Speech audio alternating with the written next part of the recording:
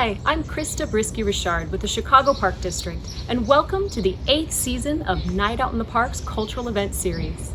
This year's presentation of cultural experiences will undoubtedly be one to remember, but equally as exceptional as all the rest. For the first time in history of this outdoor arts and culture initiative, we're taking live performances and entertainment from our neighborhood parks into your home. Join us virtually as we travel across the city to enjoy rich cultural performances by some of our city's most talented artists. More than 40 of Chicago's very own arts partners from diverse disciplines will present works, available for you and your family to watch on demand from the comfort of your own home. Thanks to Mayor Lori Lightfoot and the Department of Cultural Affairs and Special Events, and our newest partner, WTTW, for their continued support. Tune in to watch WTTW's presentation of Night Out in the Parks, The Stars in Your Backyard. The series of broadcast performances will feature 17 of our Night Out performers. Connect with Chicago's rich and cultural scene through our virtual series, Your Night Out at Home. Each week we'll premiere new digital performances by local artists. From dance and jazz to theater and world music, enjoy engaging entertainment in your own backyard, balcony, or living room at www.nightoutintheparks.com. Until we meet again, stay safe, and we look forward to seeing you at the park really soon.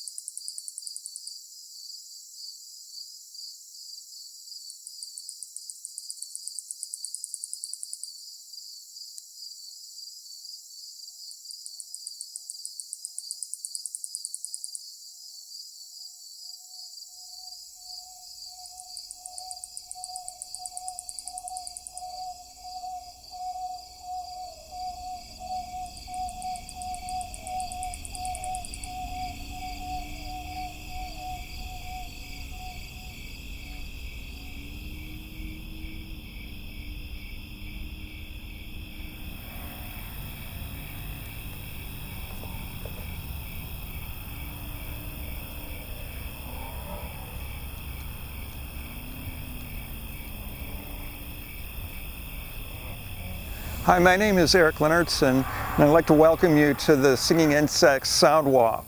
We'll be listening with insects here in Big Marsh Park, and we've chosen this site as one of the new sites for listening for the different types of singing insects that our colleague Dr. Carl Strang has been studying and exploring, tracking for many years across 22 counties in the Midwest. And along with my friend and colleague Kathleen Soler, we have a public program to invite everyone, all ages, to become citizen scientists and explore and enjoy and also document the different types of singing insects. And so we're here in Big Marsh Park today presenting some of these sounds and the soundscape, a kind of panorama of all the sounds around you that are taking place all the time. They never stopped, and then they continue after this video ends. So we hope you enjoy the video.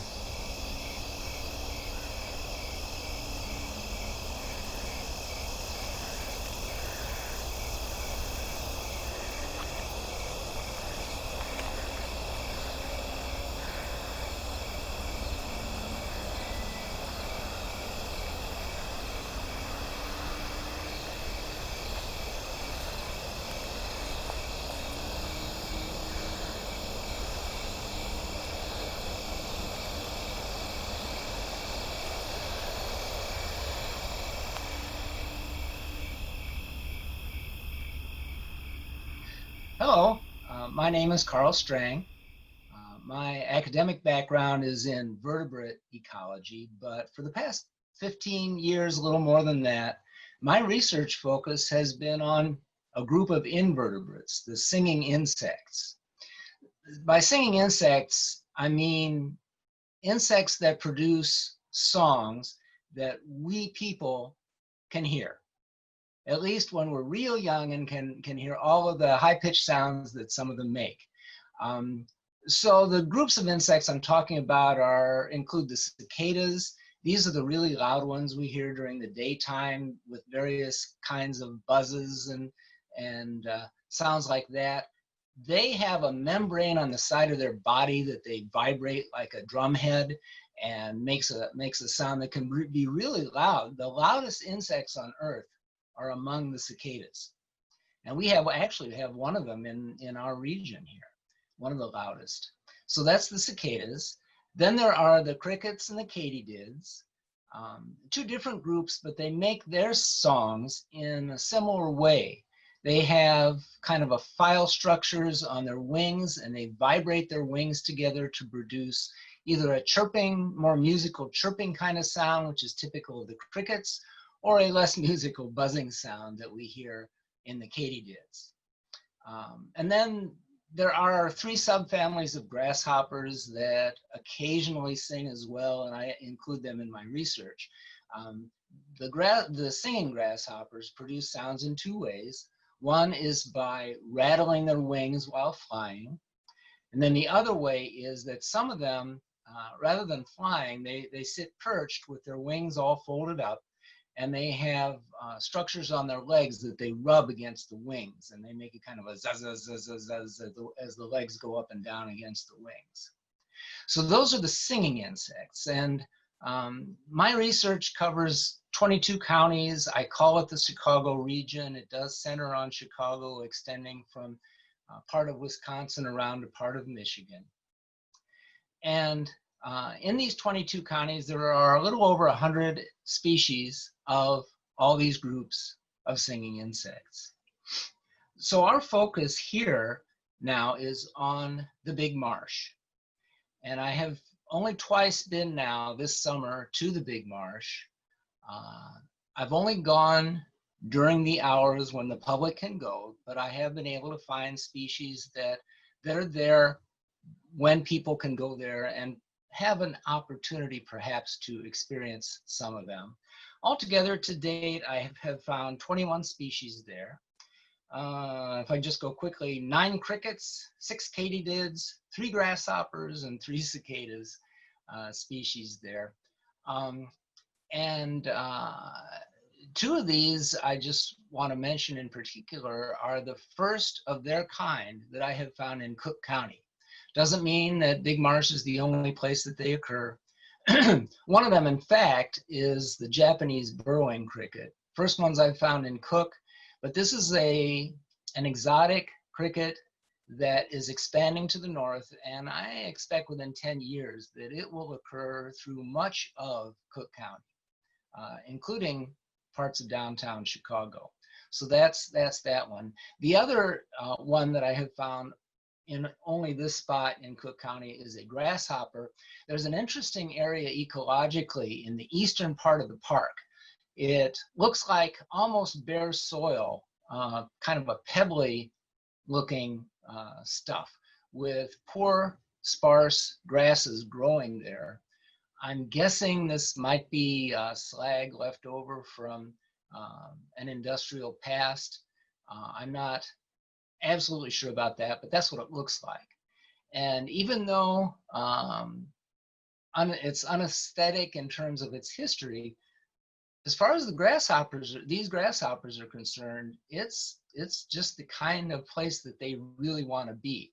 Not just the pasture grasshoppers, which, like I said, I have found only there in Cook County so far, but another species with the interesting name, the Kiowa rangeland grasshopper, which is a western species, and I have found it there and at one other spot in southern Cook. So the 21 species that I have found there, you're not going to find all of them, say, in downtown Chicago, but they are in general very typical of the suburban parts of the Chicago area and are very good representatives ecologically. Eventually, it would be nice to get in there at night because I'm sure there are a number of other species that sing there at night that you're not going to get a chance to experience during the daylight hours. And then there's not much of the marsh that's accessible to people yet.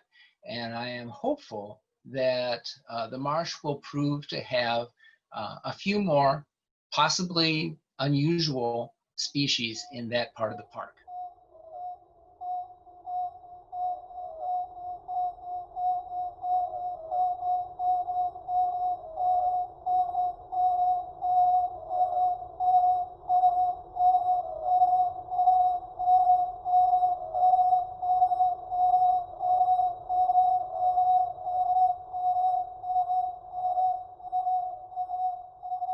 Okay, so that's what I have found so far in Big Marsh. As I mentioned, I've got an extensive study. I do a lot of driving every summer to try to cover 22 counties. And I do make this information available in a couple of ways. I have a blog called Nature Inquiries, and you could find probably just by searching on that name, with my name with it if necessary. And then I also produce a guide. It's a PDF document in book form that I update every year and send out for free to everyone on a mailing list that I have accumulated. So if you go to the blog, you can get my mailing address and just send me an email asking to be put on the mailing list for the Singing Insects Guide, and I'll be happy to add you to it. Generally, I send the updated version out every January.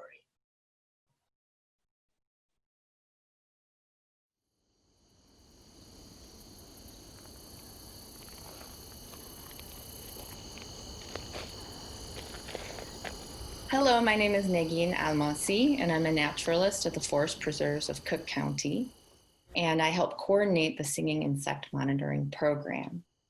Now, we like to say in the Forest Preserves that it's 70,000 acres of wild and wonderful. We are also on the site of the ancestral homelands of Indigenous peoples who continue to have a relationship with the land today. And perhaps for some of you, the Forest Preserves have been a place of solace, a place of quiet, or a place of fresh air during this pandemic. Now, for me, singing insects are the soundtrack of summer picnics and fall walks. And as you can tell from what's behind me, I really enjoy music. I enjoy playing and I enjoy listening to music. And there's a lot that we can learn when we tune our ears to what's around us. It uncovers this hidden world, both during the daytime and at night, because a lot of these insects are very well camouflaged. And all of the people who are recording the songs of insects that they're hearing and submitting them to the Singing Insect Monitoring Program are giving us a better understanding of their ecology and the health of the lands around us, whether it's in a forest preserve or a park or on your block or in your neighborhood. Now, singing insects are a really important part of the food web. One way to think about it is that they're an important source of protein and fat. So this time of year, I've often seen coyote scats filled with grasshopper and katydid and cricket legs. It's a buffet for them. For eastern bluebirds, when the parents are feeding their chicks, 1 out of every 3 insects that they feed them is a cricket, katydid, or grasshopper.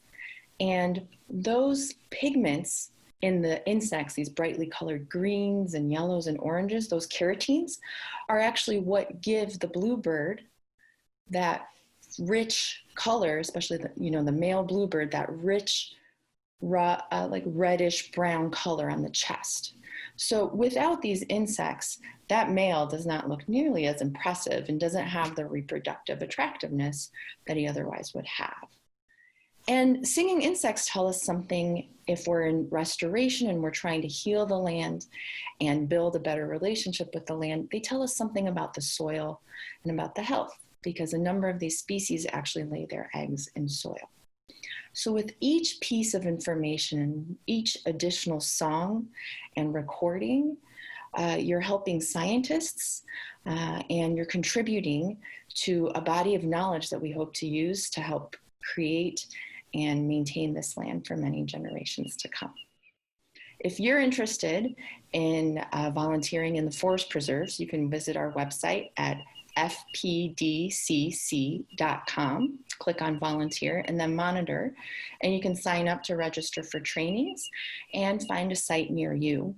But as Kathleen said, it doesn't have to be in the forest preserves of Cook County. It could be in your neighborhood or in a park that you really enjoy visiting. Hi, my name is Kathleen Soler and I'm one of the collaborators on the Singing Insects Monitoring Program. You can find more information about the project at the website www.singinginsects.net. The program is a collaboration between the Midwest Society for Acoustic Ecology with Eric Leonardson, the Forest Preserve District of Cook County with Negin Almassi, Dr. Carl Strang, and Chicago Park District's Night Out in the Parks program. This is a citizen science project in which ordinary people can come out and contribute to the research of scientists like Dr. Strang by recording the sounds that they hear around them, specifically of insects.